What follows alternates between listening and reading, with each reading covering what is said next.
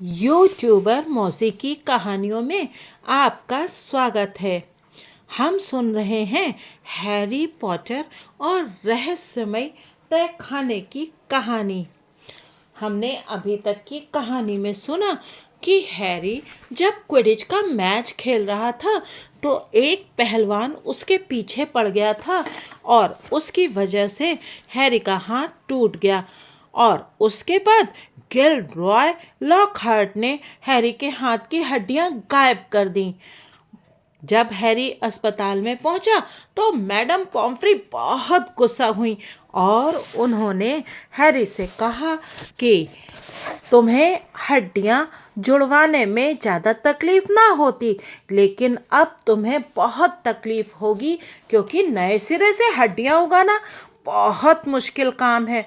Harry जब अस्पताल में था तब उससे मिलने घरेलू जिन डॉबी आया और डॉबी ने उसको बताया कि उसी ने पहलवान पर जादू किया था क्योंकि हॉगवर्ट्स में कुछ रहस्यमयी घटनाएं घटने वाली हैं और डॉबी नहीं चाहता है कि हैरी पॉटर, जिसकी वजह से घरेलू जिन्नों की जिंदगी में सुधार आया है, वो उस समय हॉगवर्ट्स में रहे।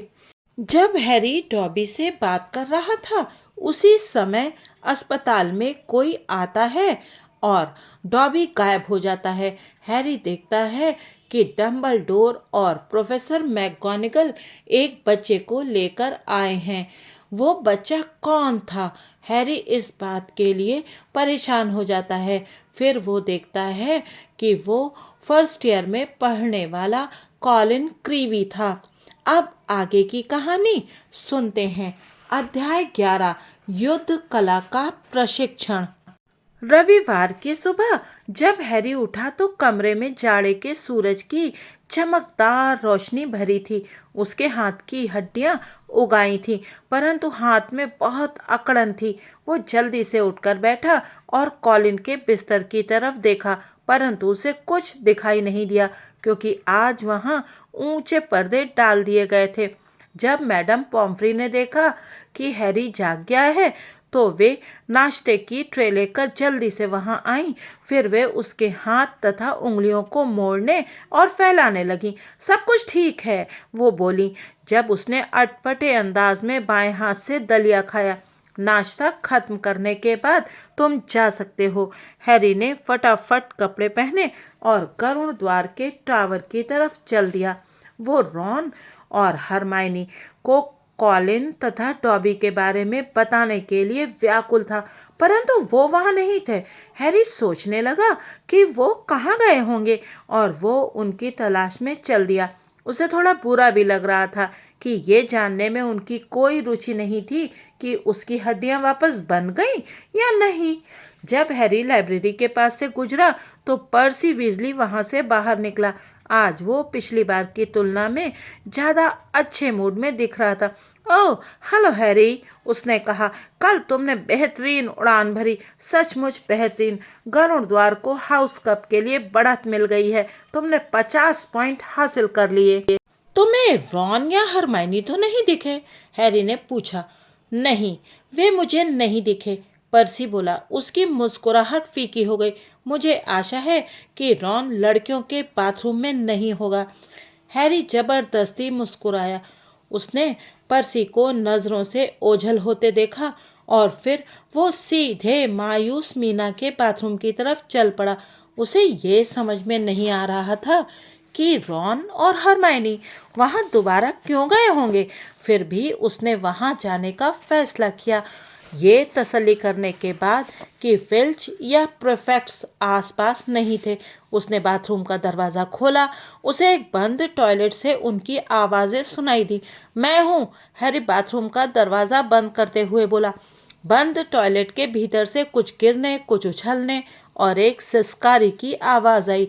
उसने देखा हरमाइनी की आंख की होल से बाहर झांक रही थी। हैरी, वो बोली, तुमने तो हमें पूरी तरह डरा दिया। अंदर आओ, तुम्हारा हाथ कैसा है? अच्छा है, हैरी बोला और टॉयलेट में घुस गया।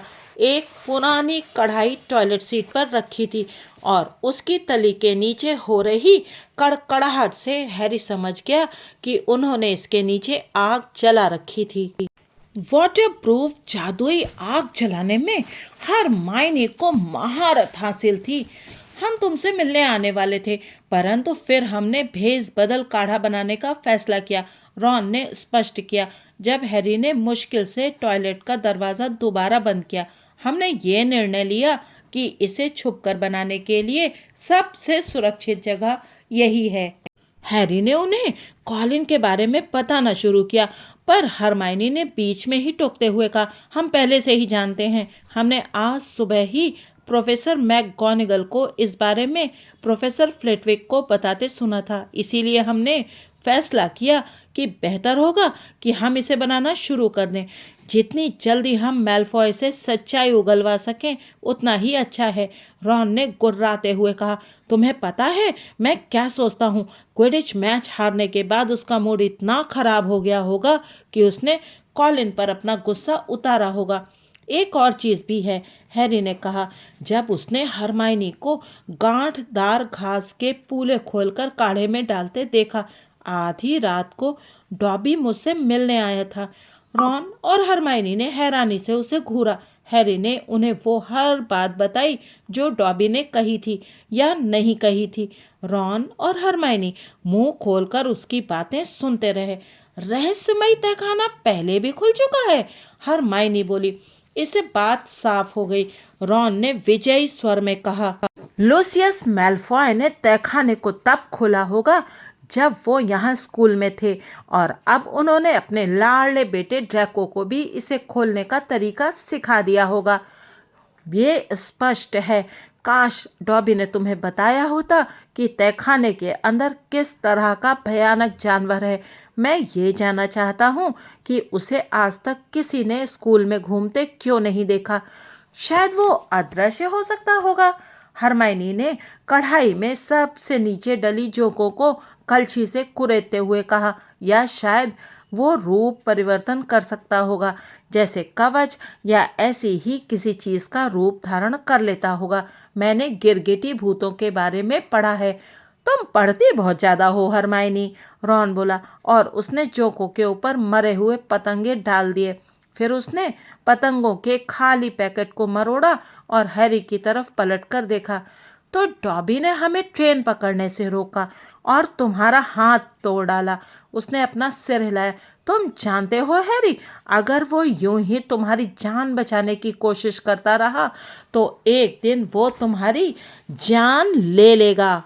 सोमवार की सुबह तक ये खबर पूरे स्कूल में फैल गई कि कॉलिन क्रीवी पर हमला हुआ है और अब वो मुर्दों की तरह अस्पताल में पड़ा है।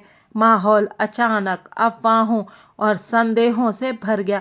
फर्स्ट ईयर के विद्यार्थी अब महल में झुंड बनाकर एक साथ घूमने लगे। वे घबरा रहे थे कि अगर वे कहीं अकेले गए तो उन पर हमला हो जाएगा। जिनी वीजली, जो सम्मोहन की क्लास में कॉलिन क्रीवी के पास बैठती थी, काफ़ी परेशान दिख रही थी। फ्रेड और जॉर्ज उसका मूड ठीक करने की कोशिश कर रहे थे, परंतु हैरी को लगा कि वे इसके लिए गलत तरीके इस्तेमाल कर रहे थे। वे बारी बारी से खुद को जादू से बालों या फोड़ों से ढक रहे थे या मूर्तियों के पीछे से अचानक उसके सामने कूदकर उसे चौंका रहे थे।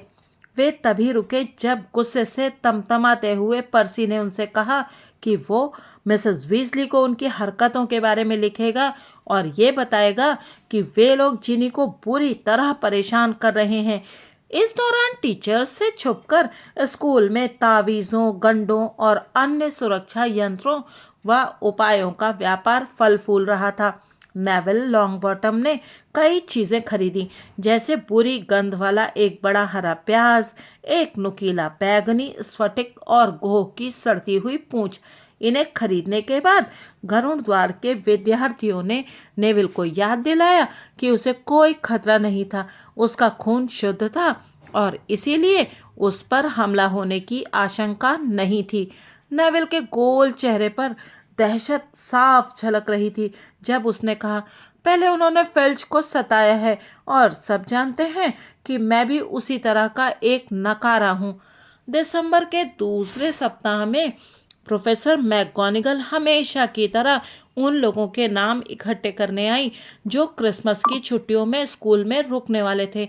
हैरी, रॉन और हरमाइनी ने उस सूची में अपने नाम लिख दिए। जब उन्होंने ये सुना कि मैलफॉय भी रुक रहा था तो ये बात उन्हें बहुत संदिग्ध लगी। भेस बदल काढ़े का प्रयोग करने और उससे सच्चाई उगलवाने के लिए छुट्टियां आदर्श रहेंगी। दुर्भाग्य से काढ़ा अभी आधा ही तैयार हुआ था। उन्हें अब भी बाइकॉर्न के सींग और बूमस्लैंग सांप की केंचुली की जरूरत थी। ये चीजें उन्हें एक ही जगह पर मिल सकती थी, स्नेप की व्यक्तिगत अलमारी में। हैरी ने मन ही मन सोचा कि वो स्नेप के ऑफिस में घुसकर चोरी करते हुए पकड़े जाने के बजाय नाग शक्ति के भयानक जानवर का सामना करना ज़्यादा पसंद करेगा। जब करुण द्वार की दोपहर को जादुई काढ़े की क्लास का समय करीब आने लगा तो हरमाइनी जल्दी से बोली, हमें बस इतना करना है कि उनकी क्लास में किसी तरह उनका ध्यान किसी दूसरी चीज की तरफ मोड़ दें। फिर हम में से कोई भी स्नेप के ऑफिस में घुसकर जरूरत का सामान निकाल सकता है। हैरी और रॉन ने घबराते हुए उसकी तरफ देखा। हरमाइनी सपाट अंदाज में आगे बोली, मुझे लगता है बेहतर यही होगा कि ये सामान मैं चुराऊं। अगर तुम्हें पकड़ा गया तो तुम दोनों को स्कूल से निकाल दिया जाएगा, परंतु मेरा रिकॉर्ड बिल्कुल साफ है, इसलिए तुम्हें बस इतना सा काम करना है कि कोई ऐसा फसाद कर दो ताकि इसने 5-7 मिनट के लिए उसमें व्यस्त हो जाए। हैरी के चेहरे पर फीकी सी मुस्कान आ गई। जानबूझकर स्नेप की जादुई काढ़े की क्लास में फसाद करना उतना ही सुरक्षित था जितना कि सोते हुए ड्रैगन की आंख में उंगली डालना। जादुई काढ़े की क्लास एक बड़े तहखाने में लगती थी। गुरुवार की दोपहर को भी क्लास हमेशा की तरह चल रही थी।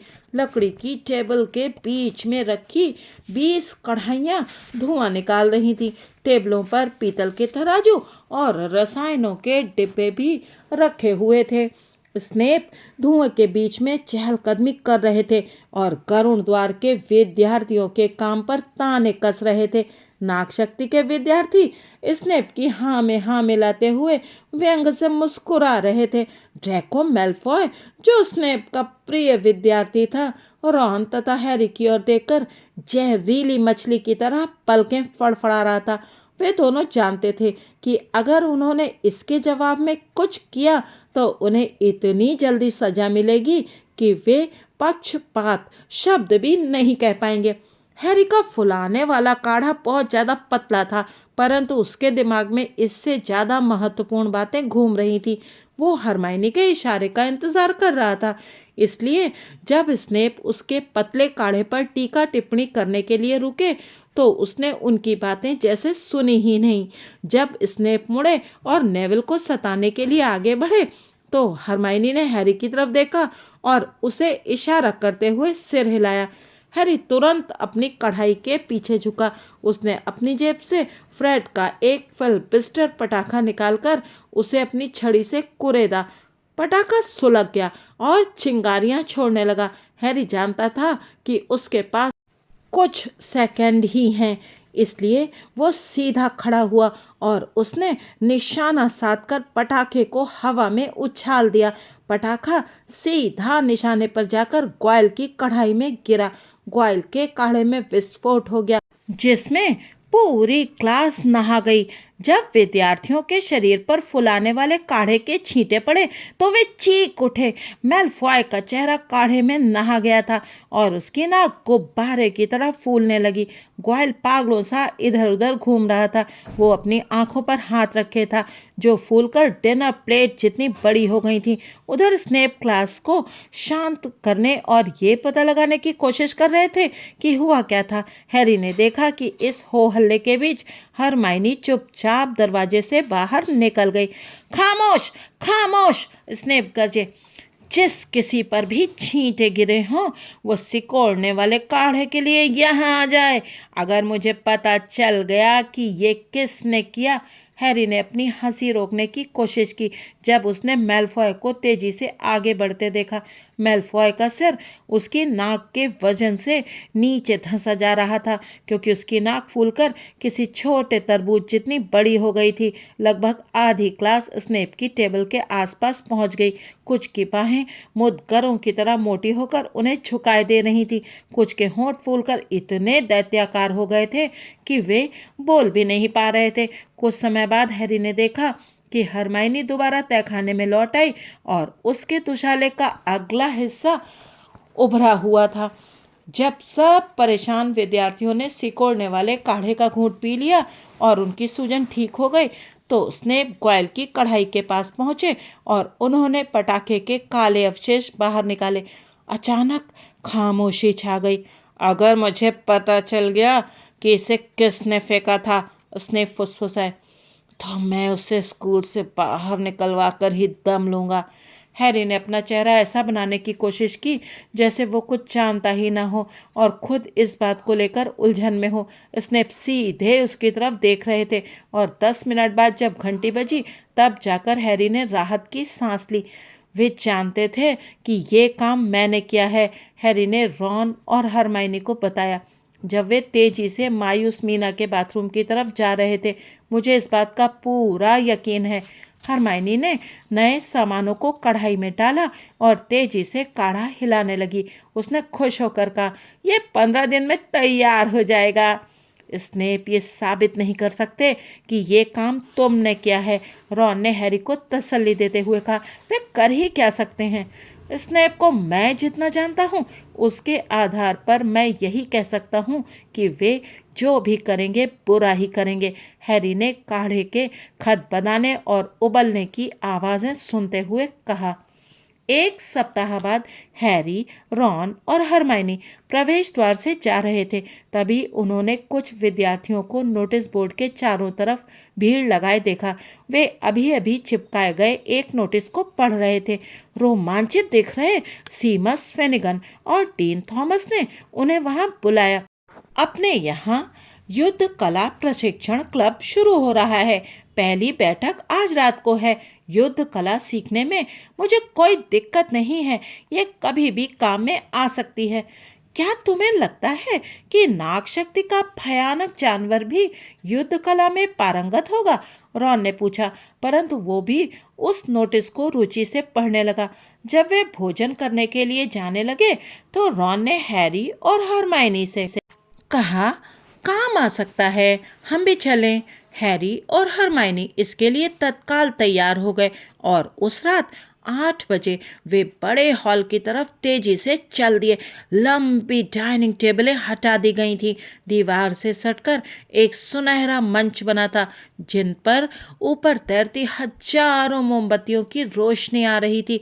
छत एक बार फिर मखमली काली थी और ऐसा लग रहा था जैसे स्कूल के ज्यादातर विद्यार्थी इसके नीचे इकट्ठे थे। सबके हाथ में छड़ियां थीं और सब रोमांचित थे।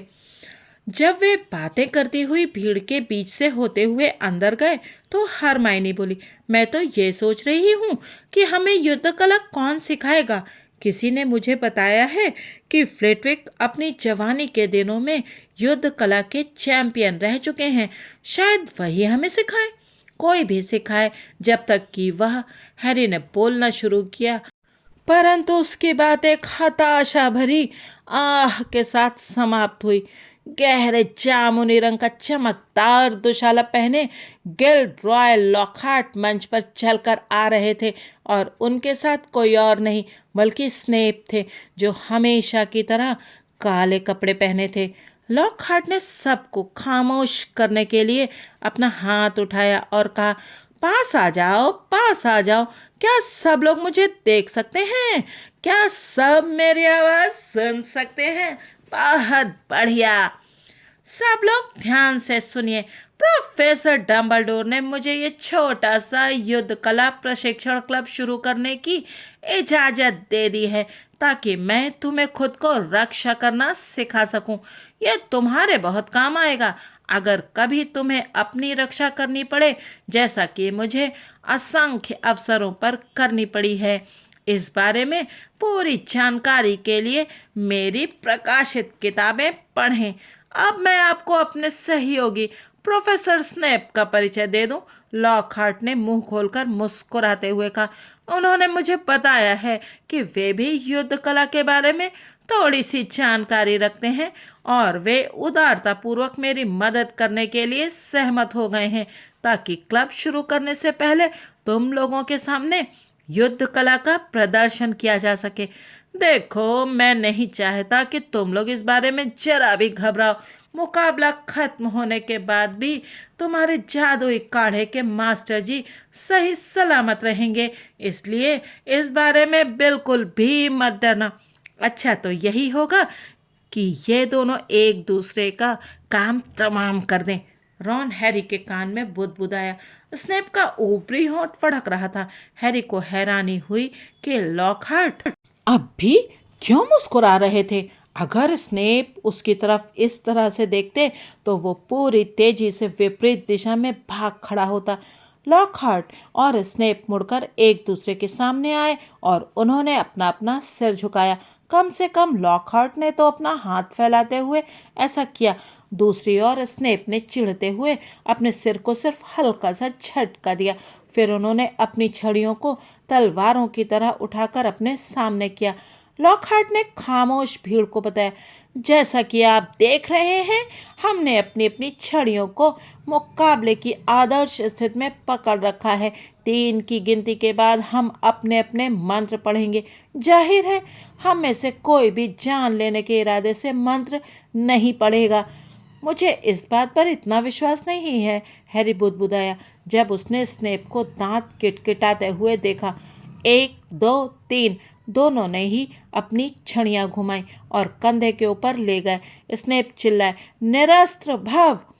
जबरदस्त लाल रोशनी चमकी और धमाके के साथ लॉकहार्ट हवा में उड़ गए। वे उड़कर मंच के पीछे की तरफ वाली दीवार से टकराए और फिर फर्श पर लुढ़क कर गिर पड़े।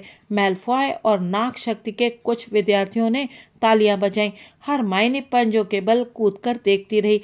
वो अपने चेहरे को हाथों में छुपाकर उंगलियों के बीच से चीखी, क्या तुम्हें लगता है कि वे ठीक होंगे? किसे परवाह है, हैरी और रॉन ने एक साथ कहा। लॉकहार्ट अब लड़खड़ाते हुए अपने पैरों पर खड़े हो रहे थे। उनकी टोपी गिर गई थी और उनके लहराते बाल अब खड़े हो गए थे। तो तुमने देखा, वे लड़खड़ाते हुए वापस प्लेटफॉर्म पर आते हुए बोले, यह निरस्त करने वाला मंत्र था।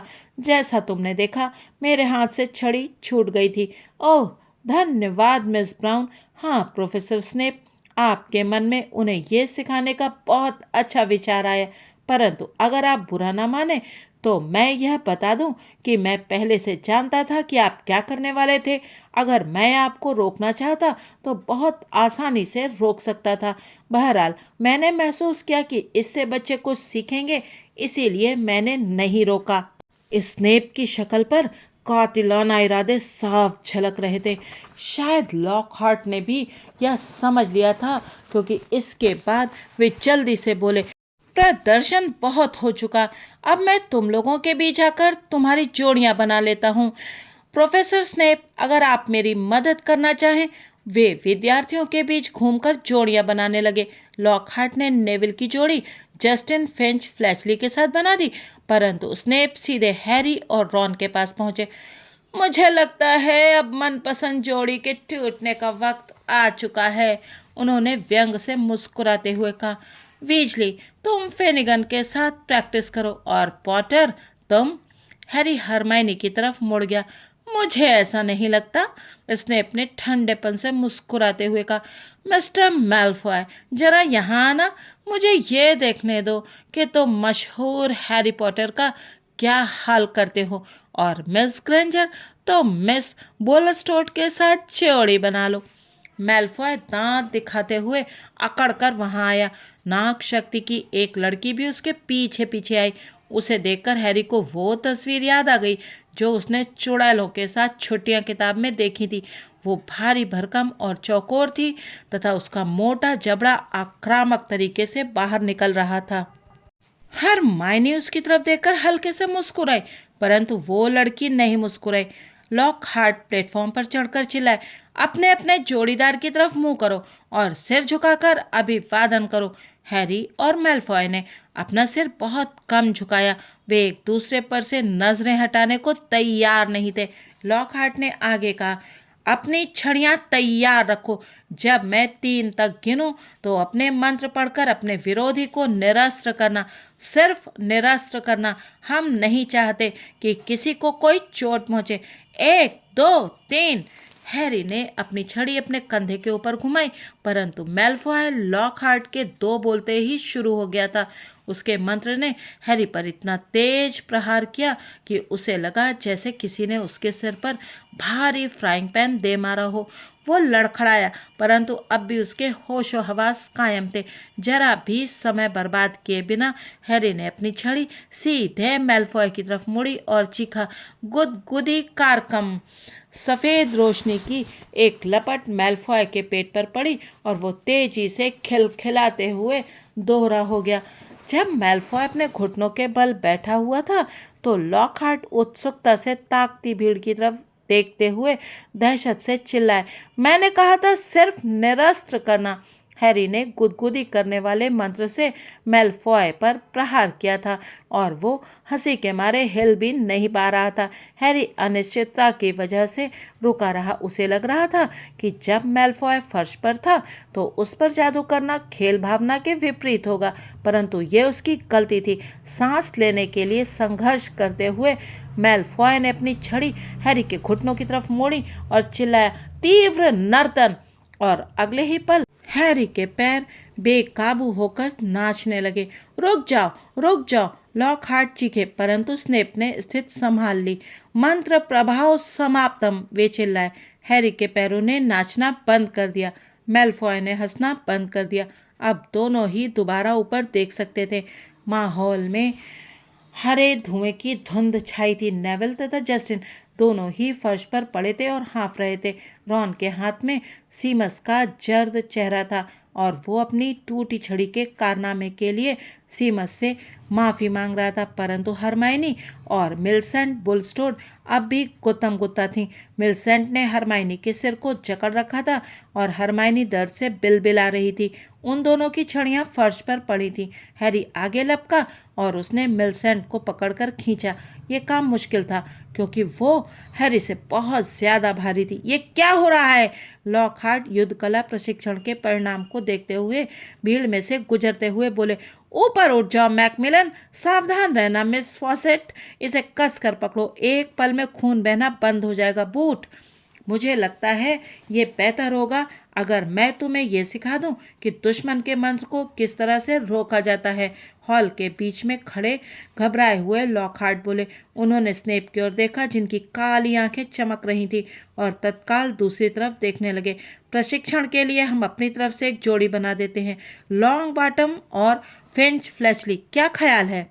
अच्छा ख्याल नहीं है प्रोफेसर लॉकहार्ट, स्नेप ने कहा। वे बुरे इरादों वाले किसी विशाल चमगादड़ की तरह लहराती चाल से चल रहे थे। लॉन्ग बॉटम आसान मंत्रों से भी तबाही मचा देता है। कहीं ऐसा ना हो कि हमें फेंच फ्लैचली के अवशेषों को किसी माचिस के डिब्बे में अस्पताल भेजना पड़े। नेविल का गोल गुलाबी चेहरा और गुलाबी हो गया। मेलफॉय और पॉटर कैसे रहेंगे? स्नेप ने कुटिल मुस्कान के साथ कहा। बहुत बढ़िया विचार है, लॉकहार्ट ने कहा। उन्होंने हैरी और मेलफॉय को हॉल के बीच में आने का इशारा किया। भीड़ उन्हें जगह देने के लिए पीछे हट गई। आज हैरी और मेलफॉय को यहीं पर छोड़ देते हैं। इस श्रृंखला के अगले भाग में जानेंगे कि दोनों ने एक दूसरे के साथ क्या किया। ये बाजी किसने जीती, मेलफॉय ने या हैरी ने? और क्या बच्चे सीख पाए कि युद्ध कला किस तरह से की जानी चाहिए? अगर आपको ये सब जानना है तो आप बने रहिए यूट्यूबर मौसी की कहानियों के साथ और सुनते रहिए हैरी पॉटर की ये मज़ेदार कहानी। फिर मिलेंगे।